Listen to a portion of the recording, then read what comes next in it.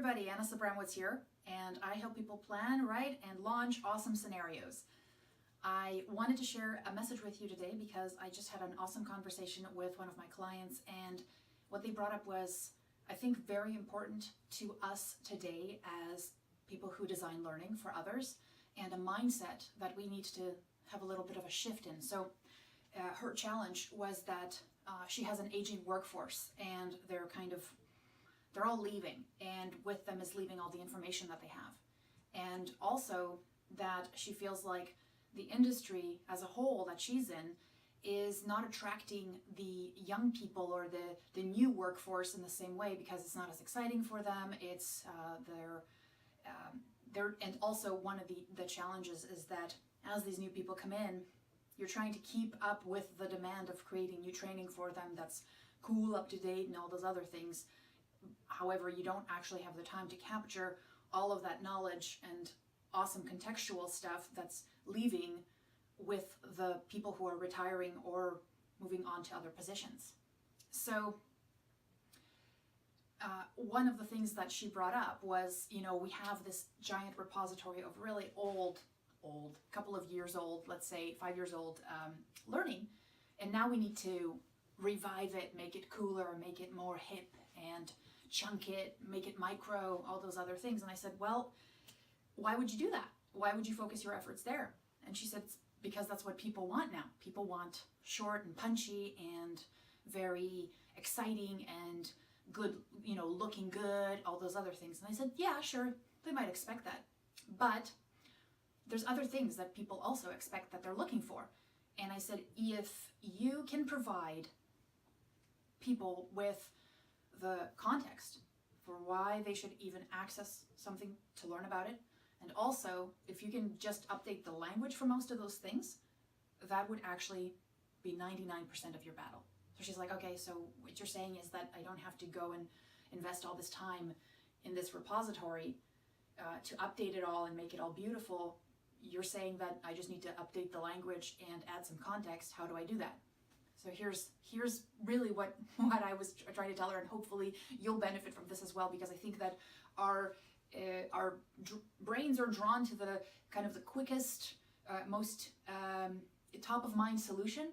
While when you think about why people really aren't accessing training, it has nothing to do with how cool it looks, because it's like saying they can judge it before they've even seen it. It's nothing to do with that. It actually has to do with how you frame it and the kind of perception that you have or create for them that makes them excited and wanting and hungry for the training that you provide, right? So number one, you want to think about language. And number two, you want to think about context. Let me tell you a quick story about this. I'm in a mastermind group right now. Mastermind group is, it's like a mastermind community. It's not that small. And there are millennials in there with me. And when I are actually, like, I'm talking about people who are just like out of high school. They're 18 years old. And they're thirsty for knowledge. And they're reading books. One of the books that's huge in this community, these are 18-year-olds, they're picking up psycho-cybernetics. The only reason they would want to read this old school physical book is because somebody they respect has given them context as to what this is going to do for them, and they are devouring this and loving it. So they're loving it because they've been given the context for why they should invest their time in something like this. And also, one of the things that's happened recently is Psycho-Cybernetics just relaunched this as the updated and expanded. They just updated their language a little bit so that they're not mentioning, like floppy disks or something. This book was written in the 1960s. So the excuse that people are, they need things in small chunks, that really is actually, it's not true. It's actually not true at all. So sure, this is an anecdotal story, but when you think about people's attention spans and also what they crave these days, if you look at the uprising of podcasts, the uprising of long-form video on YouTube, I'm talking about, if you look at one of the most prolific YouTube and podcast channels, Joe Rogan, 3-hour interviews, typically. He gets millions of views. Now this isn't like for 70-year-old people who are used to long form stuff. These are young men and women who enjoy these topics and crave that detail and context and the deep dive. But that's because the things that are being shared have been pre-sold and pre-framed.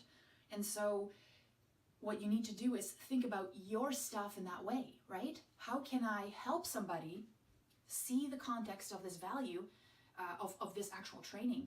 And then by that point, you will, if you've sold it right, by that point, they won't care how outdated it is. And when I say outdated, I mean really, books are outdated, right? And people are picking up and reading them. They're not going, where's the pictures? Where's the interactive stuff? No, they don't care. They're devouring this. They're hungry for it. So your stuff, what are you doing to help your learners be hungry for it, right? So those are the things we have to think about. So I say the context, language is easy. Hire a good copywriter, hire somebody who knows how to speak, how to write things that are not necessarily technical, but also in a way that's warm. And when I hear people say that they don't like colloquial language, those are people who want to make reading hard and don't want to be understandable. There's such a thing as readability statistics. Check those out, because making something easy to understand, like Malcolm Gladwell, does not make the concepts dumb, or does not assume that the person is dumb. If something is simpler to understand and you can say it in fewer words, that means you've got more clarity around it, and that means that idea can be shared more easily. So language, readability, simplicity, clarity, all those things, super important. So I say, instead of investing a ton of time in making something look better, see if it sounds good. Is it clear? Does it speak to the audience? Those are number one things as far as I'm concerned when you're redesigning any kind of learning. And then number two is context. How do you add context to things? Well, I'm kind of a scenario geek, so I think that context can be added by tapping into those people that are about to leave, finding out where they've succeeded, where, like your elite performers, where are they, how are they thinking? How are they making decisions? I bet you it's different than somebody coming in, right? They've had this experience that helps them think differently, and you don't want to lose that. So how do you get them to not only share that, because you don't have the time or scale to do one-on-one mentorship? How do you get them now to share that info and do it in a way that scales and also that's not intimidating, right? You get that through scenarios. You get that person, that elite performer, your seasoned, manager, salesperson, your top of the line person. Get them to share some experiences. Get them to pull out of them those situations and those decisions that are key, that people who are just coming in would never get exposure to unless they hung around for 10 years. Or, those are things that you don't want to lose, because the best experiences are most times those that have already happened in your company, because they're so contextual, they're relevant to the people. And so what happens is, once you capture those things, that's great, you're not losing that knowledge. And then secondly, you take those experiences and now help these people who are just coming in or who want to move up to the lead level get the context of why they should be checking out a certain resource, why they should be upskilling in a certain area, because you've presented them with situations that help them identify their gaps or make them want to get better because they thought they were already good, and now that you've put them in a situation where they have to make a decision, didn't work out the way they planned. Maybe I should do something. And that's when you provide these resources. That's when you can recommend a book, because they'll be hungry for it. They'll want it. They'll say, I want to get there. Can you tell me now, what can I do? And you say, here, it's actually in this book. Read this book and apply it. You're good to go. And that's all it takes. So it's not fancy stuff. It's not cool new graphics. It's not all those other things. It really comes down to context and language, and you can solve 99.9% of your accessibility and your engagement problems by doing just this. So I hope that was helpful. I know it's a lot to take in, but you have questions, post them underneath the video, or email me, anna@annasabramowitz.com.